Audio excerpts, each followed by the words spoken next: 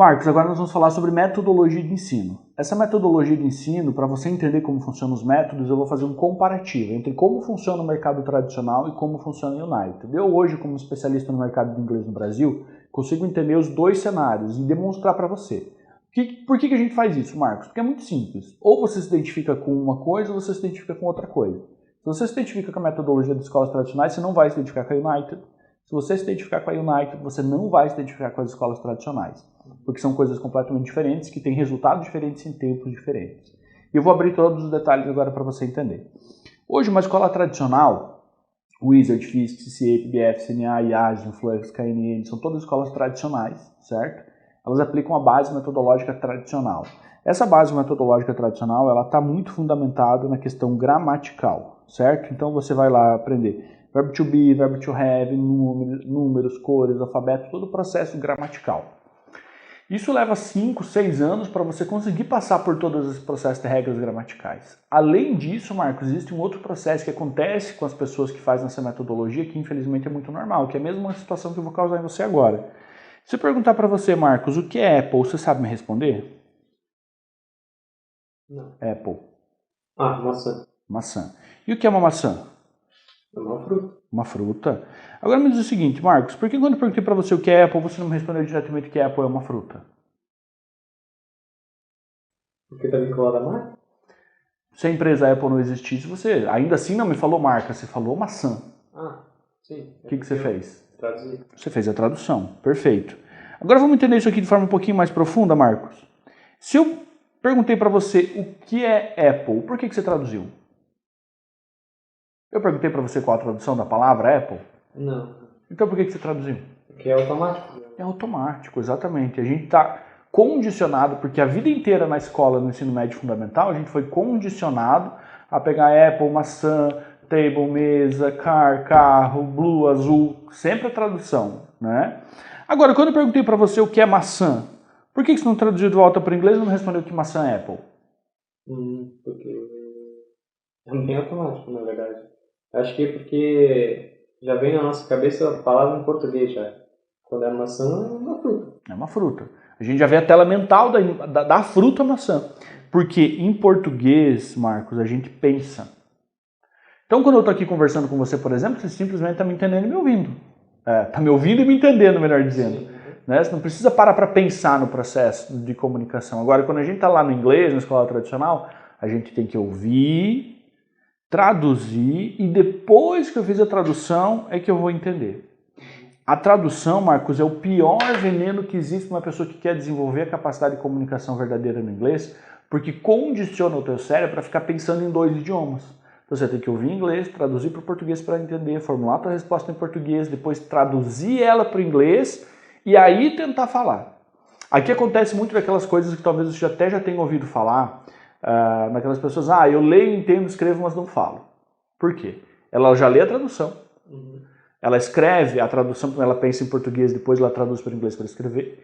Quando ela ouve, ela já ouve a tradução do que ela consegue entender, então ela entende um pouco, mas ela não consegue falar, porque quando ela tem que falar, ela tem que fazer o processo inverso, que é traduzir do português para o inglês. E a gente não consegue fazer isso com a mesma fluidez.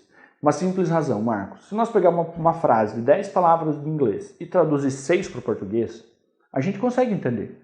Porque nós somos fluentes em português, a gente entende o processo e consegue entender. Agora, se eu pegar uma frase de 10 palavras no português e traduzir só 6 para o inglês, eu não consigo dar contexto para ela. Porque eu não faço ideia do que é o resto da frase. E aí trava. As pessoas não conseguem se comunicar. Aí ela faz anos e anos de inglês e vai ter uma experiência real. Vai lá para os Estados Unidos, enfim, para qualquer lugar do mundo que fala inglês. Chega no aeroporto, a pessoa só fala inglês com ela.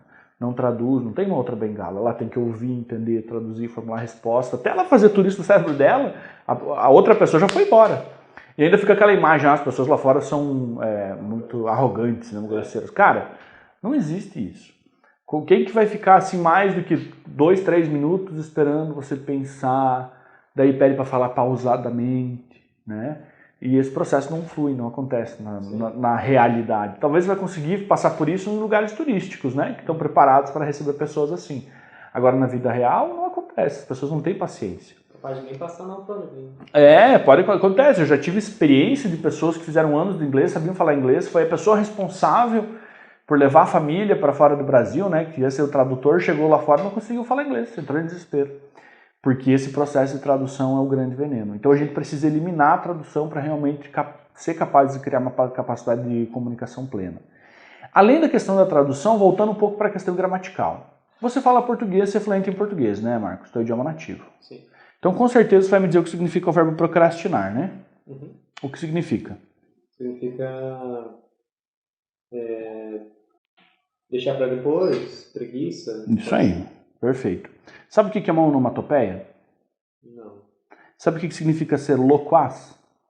Não, também. Não? Consegue conjugar qualquer verbo na terceira pessoa do pretérito mais que perfeito?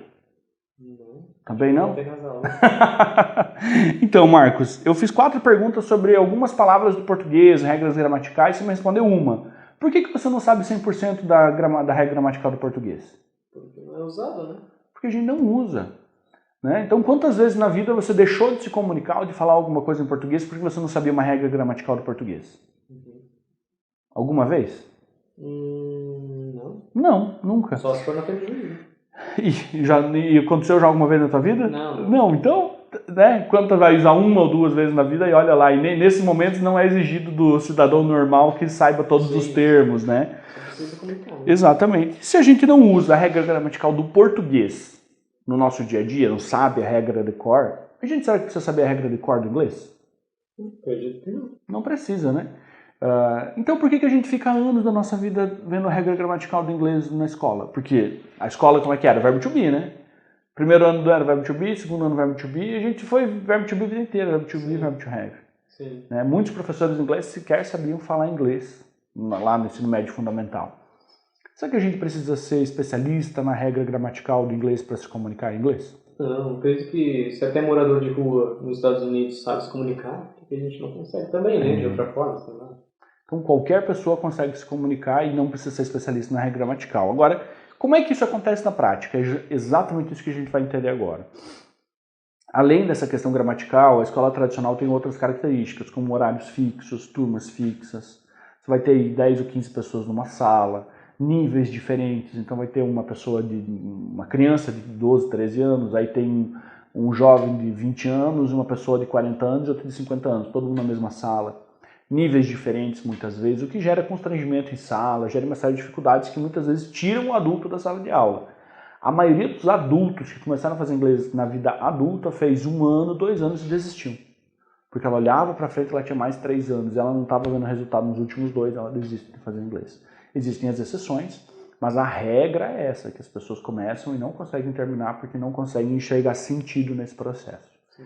A United, ela vem e se encaixa exatamente nessa lacuna, com uma metodologia de ensino completamente diferente, Marcos, para entregar um resultado objetivo com base no comprometimento do aluno, que é exatamente o que nós vamos fazer agora. Como é que funciona isso? Em primeiro lugar, nós ajudamos os nossos alunos a desenvolver a capacidade de falar inglês de forma natural.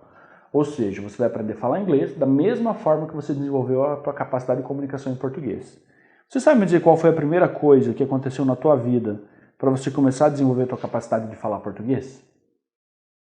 Meus pais? Através dos pais. Como? Quando eu era neném, eles ficavam falando comigo até eu... Enquanto eles falavam com você, você fazia o quê? Escutava. Ouvir. Então a primeira coisa na nossa vida é ouvir. E a gente ouve desde quando nasce, desde bebê. A gente nasce no primeiro dia, na primeira hora, o pai e a mãe pegam a gente e tal e conversam com a gente, né? Nosso pai conversou, teu pai conversou com você, o meu conversou comigo. A gente não entende, não responde, não interage, não está nem aí, não está entendendo. É recém-nascido. Então por que os pais conversam com a gente se a gente não está entendendo nada? É natural. Os nossos pais não pensam, eu vou falar com ele para que ele aprenda a falar também. Não, a gente só fala. Né? Só falaram com a gente. Sim. É natural. Esse processo vai se desenvolvendo até essa criança ter 1 ano e pouco, aí a gente começa a fazer o quê? A ensinar? As crianças, a gente quando criança começa a fazer o quê? Começa a falar. Falar. Que eu ouvi bastante.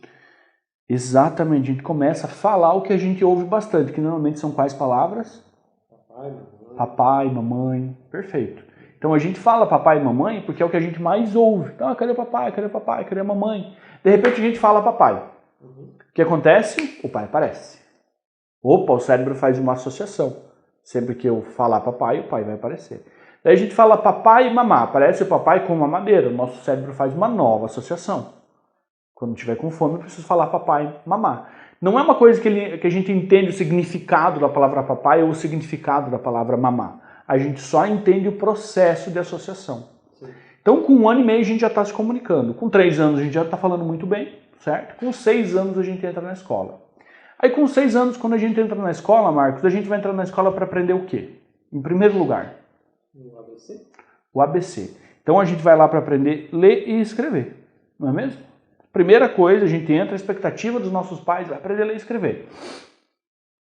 No primeiro ano, quando a gente aprende a ler e escrever, a professora ensina regras gramaticais? Não. Não. Nem no primeiro, nem no segundo, nem no terceiro.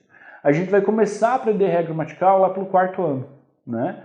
A gente não aprende o que é um verbo, conjugação verbal, tempo verbal no primeiro ano. A gente simplesmente aprende a ler e escrever o que a gente já fala, né? Então, não faz o processo de gramática em alfabetização. E é justamente esta ordem que a United segue. Nós vamos desenvolver no nosso aluno a capacidade de ouvir, naturalmente a gente ouve, né? Mas de falar. E ler e escrever, Marcos, a gente não ensina aqui na United, porque você já sabe ler e escrever. Se eu pegar essa pasta aqui, por exemplo, tem uma frase em inglês, você consegue ler, né? Você consegue ler, talvez você não entenda, mas ler você sabe. Então eu não preciso te alfabetizar. Eu preciso te ajudar a fazer a leitura do que está escrito aqui, do Your Best, e entender o que significa. Não letrinha por letrinha, precisa fazer a alfabetização. Então o nosso aluno, nossa responsabilidade não é ajudar você a aprender a ler e escrever, e sim ajudar você a se comunicar, e consequentemente você vai saber ler e escrever também. E isso não acontece, hoje é uma aula de leitura escrita, hoje é uma aula de conversação. Esse processo é sempre simultâneo. Você vai conseguir ler e o professor junto, falando com você, vai desenvolver o processo de comunicação para você desenvolver a fala. Então a gente respeita essa ordem, ela é muito importante, Marcos. Primeiro a gente precisa se comunicar. Não que a gente elimine o verbo to be do processo. O verbo to be faz parte, né? Também tem verbo to be aqui na United, não tem o que fazer. Entretanto, ele não é o ator principal.